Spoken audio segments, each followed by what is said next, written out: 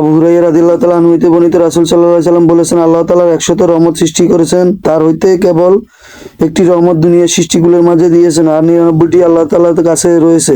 হাদিসটি তিরমিজিতে 3541 নম্বর রয়েছে, সহিহ মুসলিমে রয়েছে।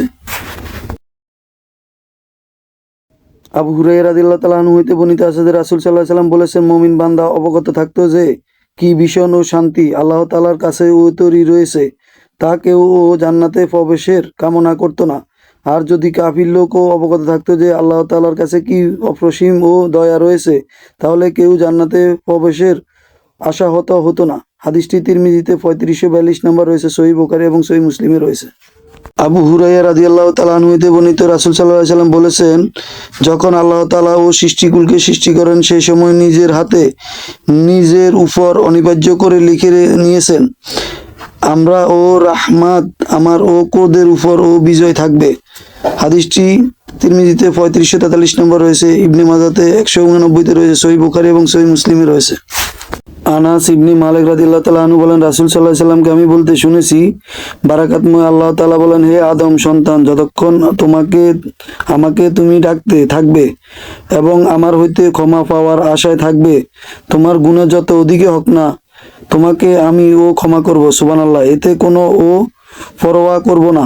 হে আদম সন্তান, তোমরা গুনার পরিমাণ যদি আসমানের কিনারায় ও মেঘমালা পর্যন্ত পৌঁছেও যায়, তারপরও তুমি আমার নিকট ক্ষমা প্রার্থনা করো, আমি তোমাকে ক্ষমা করে দেব।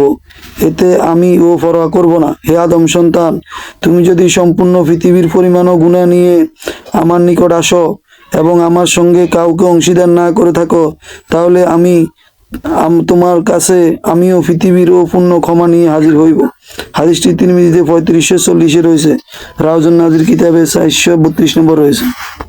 আবু আইয়ুব রাদিয়াল্লাহু তাআলা আনহু হতে বর্ণিত আছে, তিনি মুমূর্ষু অবস্থায় বলেন, তোমাদের হইতে আমি একটি বিষয় লুকিয়ে রেখেছি, রাসূল সাল্লাল্লাহু আলাইহি সাল্লামের কাছে আমি রাসূল সাল্লাল্লাহু আলাইহি সাল্লামকে বলতে শুনেছি, তোমরা যদি গুনাহ না করতে তাহলে অবশ্যই আল্লাহ তাআলা এমন এক দলের আবির্ভাব করতেন যারা গুনাহ করত, তারপর আল্লাহ তাআলা তাদেরকে মাফ করে দিতেন। সুবহানাল্লাহ।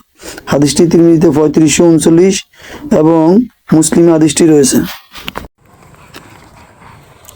উমর ইবনে শাবিব আশ-শাবি রাদিয়াল্লাহু তাআলা আনহু হতে বর্ণিত আছে, তিনি বলেন, রাসূল সাল্লাল্লাহু আলাইহি সাল্লাম বলেছেন, মাগরিবের নামাজের পর যেই লোক 10 বার বলবে আল্লাহ তাআলা ছাড়া কোনো মাবুদ নাই, অর্থাৎ লা ইলাহা ইল্লাল্লাহ, তিনি একক, তার কোনো অংশীদার নাই, আশহাদু আন্না মুহাম্মাদান আবদুহু ওয়া রাসূলুহু, সমস্ত কিছু তার এবং তিনি তার সকল প্রশংসার অধিকারী, তিনি জীবন দান করেন অর্থাৎ মৃত্যু দেন, প্রতিটি জিনিসের উপর তিনি ক্ষমতাশালী, আল্লাহ তাআলা তার নিরাপত্তার জন্য ফেরেশতা পাঠান, যার তাকে শয়তানের ক্ষতি হইতে ভোর পর্যন্ত নিরাপত্তা দান করেন। আল্লাহ তাআলা অনুগ্রহ ও অত্যাবশ্যী করার ন্যায় 10টি পুণ্য লিখে দেন, তার 10টি সর্বাত্মক গুনাহ বিলুপ্ত করে দেন এবং তার জন্য 10টি ঈমানদার দাস মুক্ত করা সমপরিমাণ সওয়াব রয়েছে। হাদিসটি তিরমিজিতে 3536 নম্বরে রয়েছে।